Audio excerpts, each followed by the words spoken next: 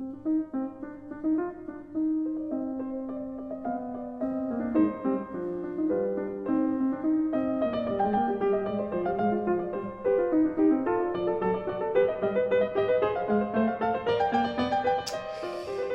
bonjour. Ce qu'on va faire maintenant, on va aller chercher le logiciel Bookwrite qui sert pour faire notre montage de livres photos.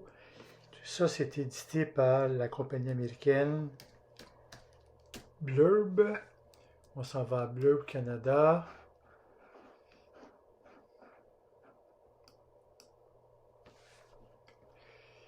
Et puis, on remarque en haut ici que présentement, il offre 20% de moins sur tous les livres.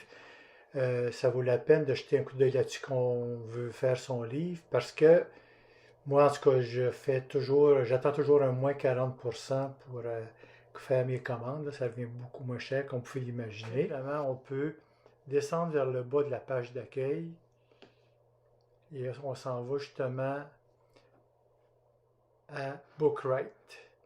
Télécharger Bookwrite, c'est ce qu'on a besoin. Si on marche avec InDesign, c'est un logiciel professionnel, on s'en va ici. On pourrait le même, à la limite, aller le faire pour iPhone, où le module de Lightroom, il est vraiment pas ergonomique. Je vous conseille vraiment d'aller vers le Bookwrite. Et on voit ici que vous voyez les étapes. Devez créer votre compte, télécharger et naturellement après ça, commencer à créer votre livre. Donc, on télécharge. Il va deviner si vous êtes sur Mac ou sur PC. Et voilà, c'est commencé. Je vais lancer naturellement le logiciel Bookwrite. Et bon, on arrive sur la plage d'accueil avec soit ses propres livres qu'on a déjà fait. Si vous voulez faire du wall art, puis vous avez ici des templates de livres déjà faits ou des suggestions. Mais on s'en va dans Create. C'est là qu'on va choisir est-ce qu'on veut un livre photo avec couverture rigide. Est-ce qu'on veut les flats? Ça, c'est un livre photo, mais dont, quand on arrive avec une page double, il n'y a pas de césure au milieu du livre. Donc, mais ça fait des pages beaucoup plus épaisses et moins intéressant. Tradebook, c'est des plus petits livres, 8,5 par 10. Ça, c'est du livre un peu plus bas de gamme. Il y a naturellement les magazines, on a seulement qu'un format. Notebook, j'ai jamais utilisé ça, mais on voit que ça va jusqu'à 480 pages. En tout cas, ça, j'ai jamais utilisé ça.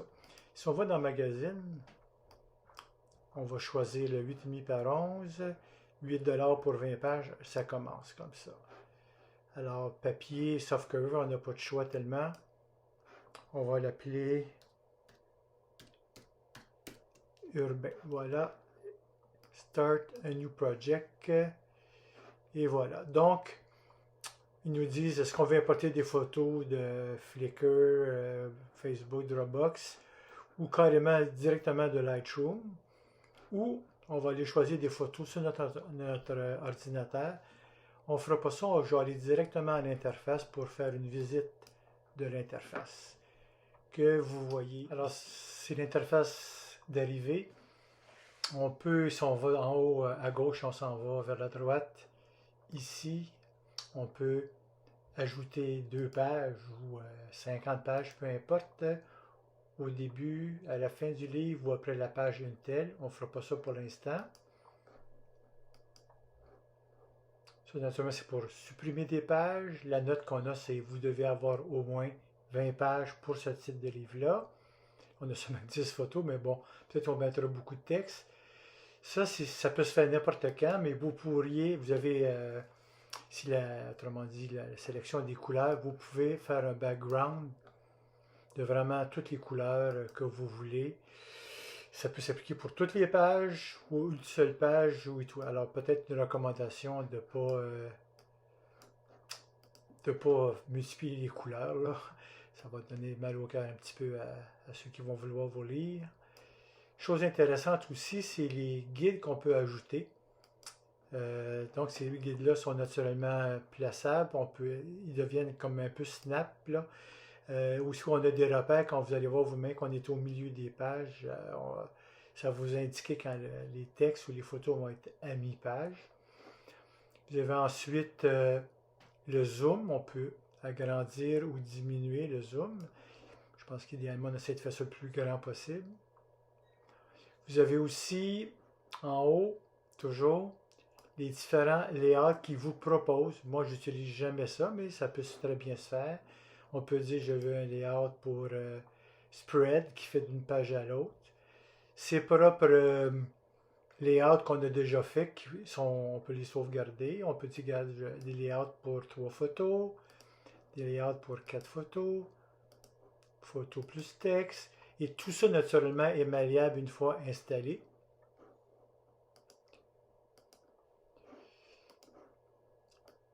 Les photos, on va le faire tout à l'heure en cliquant ici pour browser sur notre ordinateur pour aller chercher les photos. 75 MB maximum chaque, mais dans la vraie vie, en haut de 50 MB, il va dire non merci. Alors, mais 50 MB, d'une façon ou d'une autre, ça commence à être pas mal pour une image, même double page.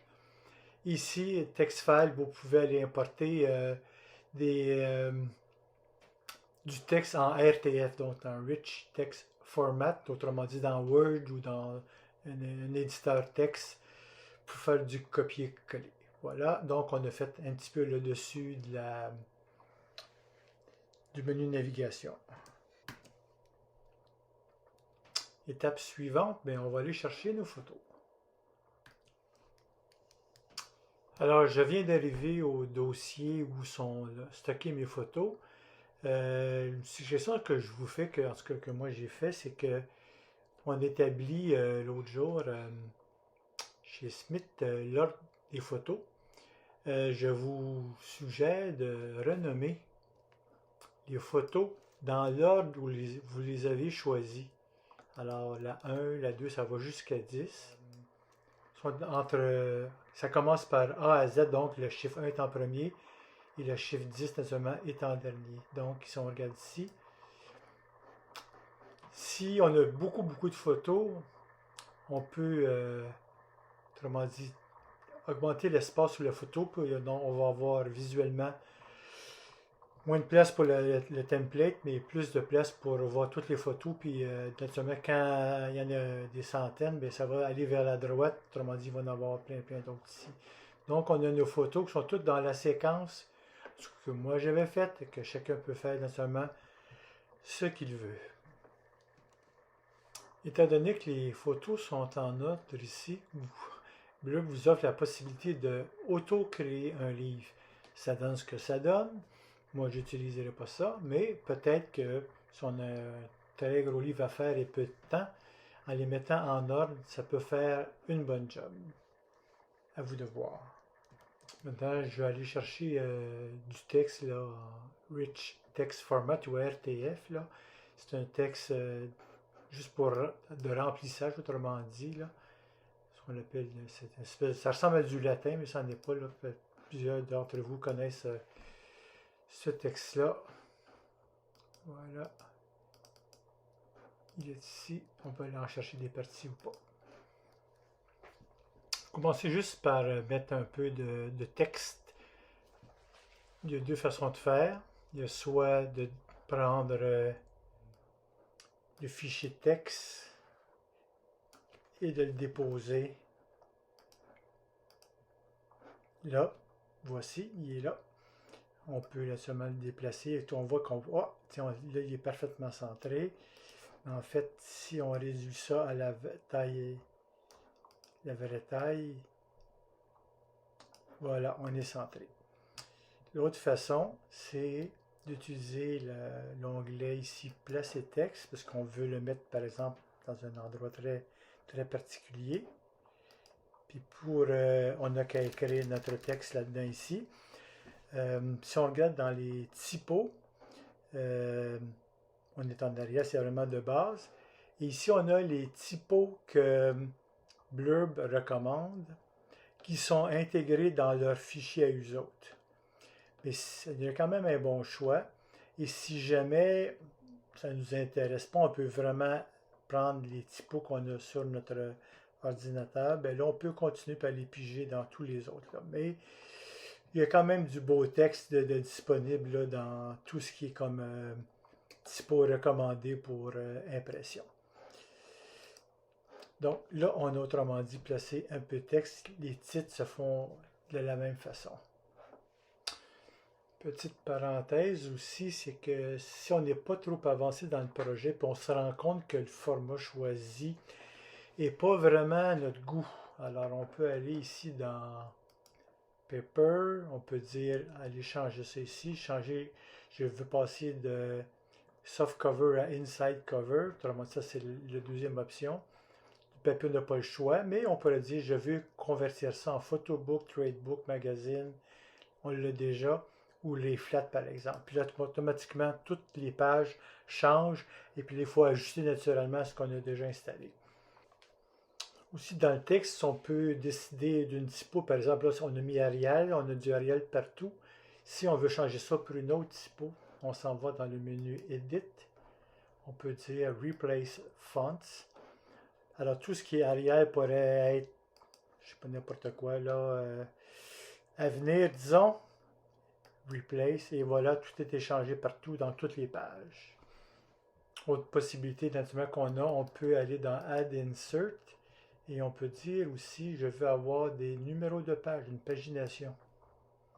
Alors, où est-ce que tu veux? Bottom corner, dans le coin en bas, à la fin, alors, puis quel typo on veut avoir. Si, mettons que là, on avait l'avenir, on s'en va en avenir. Et puis, on peut faire ça vraiment en plus petit. Si on veut, c'est le plus petit, c'est 8. Et puis, on peut prendre aussi, si on veut,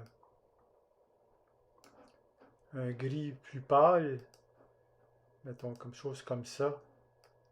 Donc, les pages, la pagination va paraître ici toute subtile en pâle, mais quand même notable. Maintenant, pour la mise en forme comme telle, on voit que en cliquant à l'intérieur de la boîte ici, on se retrouve avec un menu. Et puis là, on peut changer la grosseur de la typo, en gras. On peut jouer avec l'espacement entre les lettres. On va se plus espacer. Mettons, on s'en va à 3. Automatiquement, c'est trop large, c'est pas beau, là. Mais bon, on est peut-être mieux d'aller à 0.5 si on veut avoir un texte un peu plus ajouré. Puis l'espace entre les lignes aussi, on peut aller du 1, 1.5. Pas nécessairement une bonne idée, mais bon. Alors, vous voyez que texte mis en forme ici aligné. Mais si on veut avoir des indents à l'intérieur. Donc, vous avez vraiment toutes les possibilités de chacune des boîtes de texte. Là. Ça peut être tout fait individuellement. On va passer au volet photo. Peut-être que avez-vous remarqué que j'ai ajouté une photo qui va me servir pour ma couverture qui est horizontale. Là. Cette photo-là, je trouve qu'il ne faisait pas tellement l'affaire. Alors bon, ça prend une belle couverture idéalement. Donc, comme le texte, il y a deux façons de mettre une photo. Soit on la drague carrément dedans, puis là, elle a sa forme originale. On peut la placer à l'intérieur de l'espace. On peut même la faire, si on veut, déborder pour faire une double page. On remplit au complet. Et puis on voit qu'il y a des espaces à gauche et à droite là, qui ne remplissent pas tout à fait la page. Alors on peut cliquer dedans et puis dire, ben écoute, remplis-moi le frame. Paf, le frame est rempli. Là on a une note qui dit ici, hey, ton image fait 2 pages. T'es sûr là? Oui, c'est correct. Et donc, affaire, mon image n'est pas en assez haute résolution pour être capable d'avoir une belle impression. Là, c'est à vous à faire votre travail. Alors voilà, donc on peut dire in your all, puis donc la page peut être comme ça si on veut. Une autre façon de faire, c'est de dire je veux que la photo soit vraiment dans cet espace-là ici. On peut prendre la même photo, la replacer dedans, mais là on se rend compte qu'elle est croppée. On pourrait dire fit to frame pour avoir son vrai format, mais on peut dire non, je veux vraiment qu'elle remplisse là, quitte à la cropper. Bon, et cropper, est-ce que le crop fait ma job? Pas nécessairement. Mais là, avec ça ici, on peut, avec la page, avec la petite main, on peut aller ajuster exactement là, comment on veut notre crop pour que ça corresponde à ce cadre-là. Autre chose aussi qui est intéressante, on peut rajouter une bordure. Donc, on peut dire, normalement, c'est ligne pleine, couleur noire, puis le plus petit, c'est 1 pixel. Ça fait, moi, je trouve que ça fait une belle job. Une autre chose qu'on peut faire aussi, à l'intérieur même de l'application, c'est de zoomer sur la photo. Ça permet de recadrer, mais bon, pour l'instant, ça ne sera pas comme ça. Vous voyez, mais il y a un petit cadre noir. On va peut-être zoomer. Alors, j'ai zoomé l'image et on voit qu'il y a un petit cadre noir. On ne peut pas dire je vais avoir des cadres noirs sur toutes les photos. Ça ne marche pas. On ne peut pas faire ça. Aussi, malheureusement, on ne peut pas ouvrir 2 fichiers Bookwrite parallèlement. Donc, on ne peut pas ouvrir 2 fois l'application. On est limité vraiment à une copie à la fois. Bon, il y a certains logiciels qui sauvegardent automatiquement les actions qu'on fait. Bookwrite, c'est pas le cas. C'est important d'aller très régulièrement sauvegarder son projet. Je vais juste draguer une image comme ça. Je vais aller la centrer. Hop, voilà, centrer comme ça. Et centrer comme ça. Je vais lui mettre une bordure noire d'1 pixel. Et il y a une disposition que moi j'utilise jamais, mais qui est possible, c'est que elle peut peut-être vous aider à améliorer l'image. On voit qu'il y a un traitement qui se fait. Poup! Elle a augmenté ce que l'on appelle le sharpness là, un peu. Donc ça c'est possible, là, mais moi j'aime autant que ça ressemble exactement à ce que j'ai dit autrement dit, j'assume mes erreurs. Si erreur il y a. Oups, voilà. Maintenant, on va aller à la couverture. C'est la première fois que je vois ça, mais il y a front cover puis inside cover. C'est probablement où on veut qu'il y ait la couverture extérieure se répète à l'intérieur, mais c'est pas nécessaire. Si on s'en va ici, là, je pourrais dire, par exemple, c'était un autre, autrement dit, ici, c'est plus grand que le format des pages, parce que la couverture doit toujours déborder un peu plus. C'est encore plus vrai qu'on a un livre avec couverture rigide qui déborde passablement. Autrement dit, l'espace, autrement dit, la dimension totale du document comme tel. Alors, pour ce document-là, je vais aller mettre, je vais avoir ça, moi, je vais avoir ça noir, comme ça, apply. Voilà, donc on a ici une image noire, un fond noir, et puis je vais aller placer ça ici. Je vais l'agrandir pour que ça dépasse un peu. Voilà. Ça déborde un peu, mais je veux que ça remplisse. Donc, ça serait ma couverture. Je vais y ajouter du texte. On va remarquer aussi que l'espace, la tranche, autrement dit, n'est pas assez large pour qu'on puisse y inscrire du texte. Alors, naturellement, si c'est un livre photo avec au moins 50 pages, on va être capable d'avoir du texte à installer ici comme titre. Bon, j'ai édité la page couverture, c'est sûr que je suis allé zen, j'ai rien mis en arrière, sauf du faux texte. On voit aussi là que j'ai écrit tout simplement Berlin en blanc sur la photo. Si on veut avoir de la transparence, ça n'existe pas dans Bookwrite. Il faut donc aller tout éditer l'image dans Photoshop ou un logiciel qui permet des transparences sur la typo. Si on veut regarder un peu à quoi ça ressemble, on s'en va ici à Preview. Et puis on voit à quoi ça pourrait ressembler notre patente. Et puis une fois qu'on a tout édité, on peut, s'il va être la fin de notre cycle, là, on fait simplement exporter en PDF Proof. Donc c'est une épreuve PDF qui n'est pas de bonne qualité. Il ne fallait pas qu'on puisse imprimer ça et se sauve qui perdent naturellement là, des ventes. Là. Donc pour l'instant, la couverture est faite. Je vais aller maintenant éditer le livre et puis je vais vous revenir quand j'aurai tout terminé ça. Bon, j'ai commencé à placer un peu plus sérieusement mes photos. Une chose intéressante avec Bookwrite, c'est que dès qu'on place une photo, mettons ici, automatiquement, on voit en haut les photos qui ont déjà été placées dans le livre.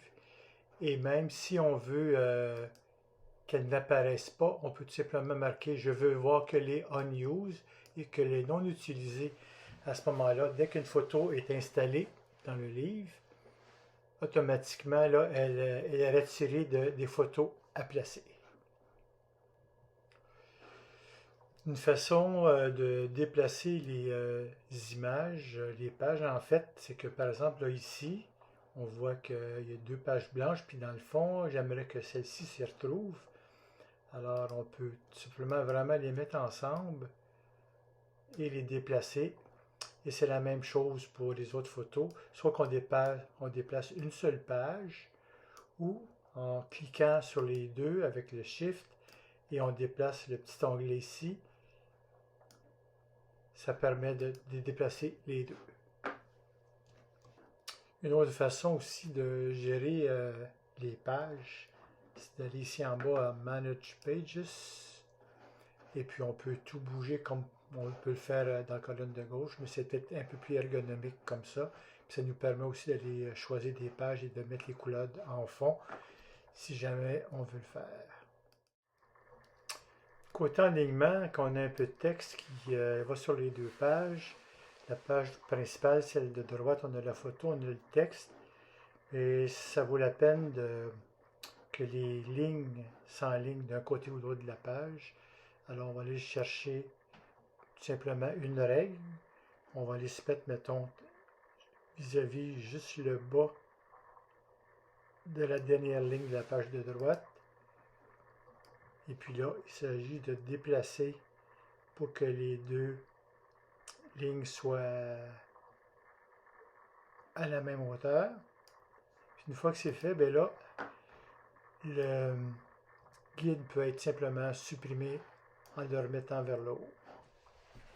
Petite variation qu'on peut faire en mise en page. Par exemple, ici, je voudrais que, autrement dit, mon image arrive égale avec le dessus de l'écriture. Alors, je descends ici comme ça. Oups, là, je suis égal comme ça. Et puis, je me rends compte que ben là, il est moins bien cadré. Alors, je prends la petite main et je vais le replacer à sa place. Donc, on n'est pas obligé de retourner dans notre logiciel d'édition de photos pour être obligé de mettre la main, faire, autrement dit, les ajustements fins sur notre image. Et puis, une autre fantaisie qu'on peut se faire, par exemple, on peut dessiner ce qu'il appelle des shapes. On va, par exemple, faire un rectangle ici.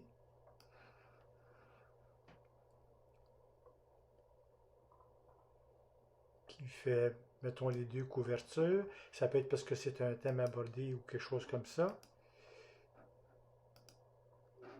Et puis, on veut pas de bordure. On va aller choisir une couleur, par exemple, comme ça. On regarde à quoi ça ressemble. On le garde-tu, on le garde pas, on dégage un peu. Tout ça, c'est possible.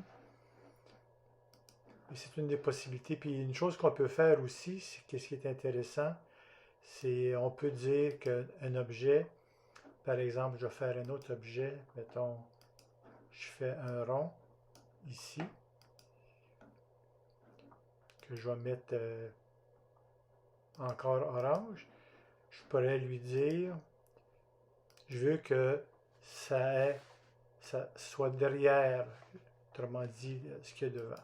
Donc, on pourrait simplement dessiner n'importe quelle forme, ou même les images, c'est pareil, ou du texte, et puis l'envoyer devant ou derrière.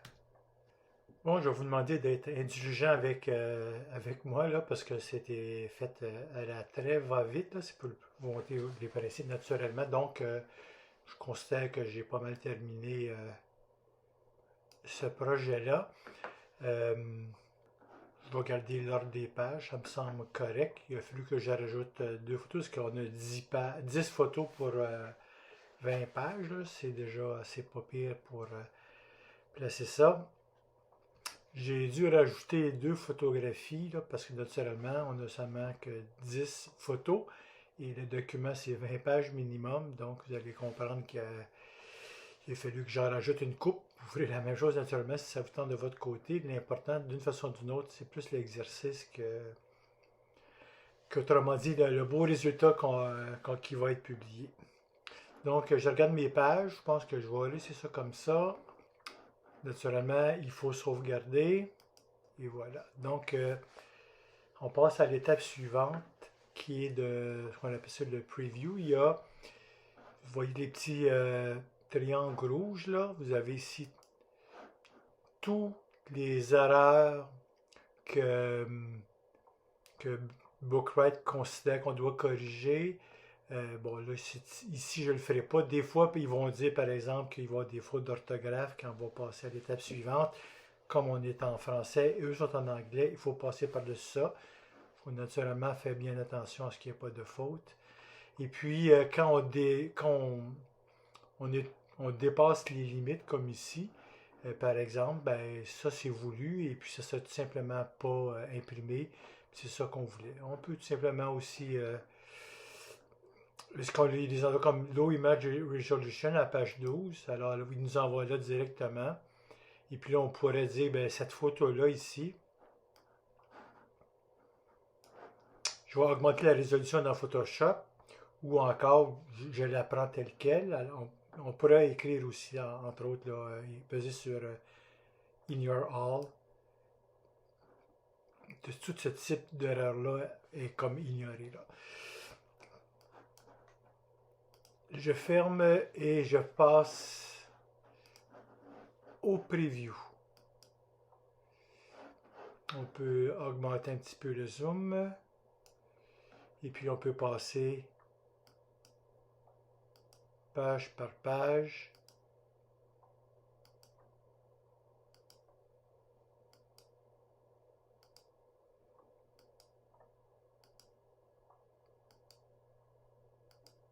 Si à un moment donné, il y a une erreur dans cette page-là, on peut aller Back to Project, puis on arrive à la page qu'on doit corriger. On retourne au preview, on se trouve au même endroit. Et voilà, la job est faite. Une fois que tout est terminé, on peut faire Export ici, une épreuve PDF. On va sauvegarder sur le bureau, on va appeler ça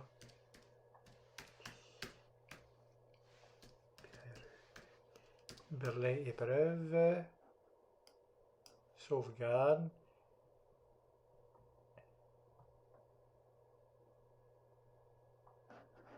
Ils disent naturellement de ne pas imprimer ça parce que c'est en mauvaise résolution. On va aller voir ce que ça donne. Bon, j'ai ouvert naturellement le PDF dans le logiciel Aperçu. C'est le logiciel qui traite les PDF sur le Mac. Pour le Mac, c'est Acrobat aussi sur PC. Je viens d'ouvrir le document et puis la première chose qu'on se rend compte, c'est que, à part la notice de ne pas envoyer ça à l'impression, la couverture ne fait pas partie de l'épreuve. Alors, c'est un peu plate, mais c'est comme ça. Mais c'est quand même notre destination finale pour nous. Alors, j'ai fait dans la présentation, je veux voir sur 2 pages. Donc, c'est sûr que la première page, c'est seulement qu'une page. Et après ça, on passe aux suivantes.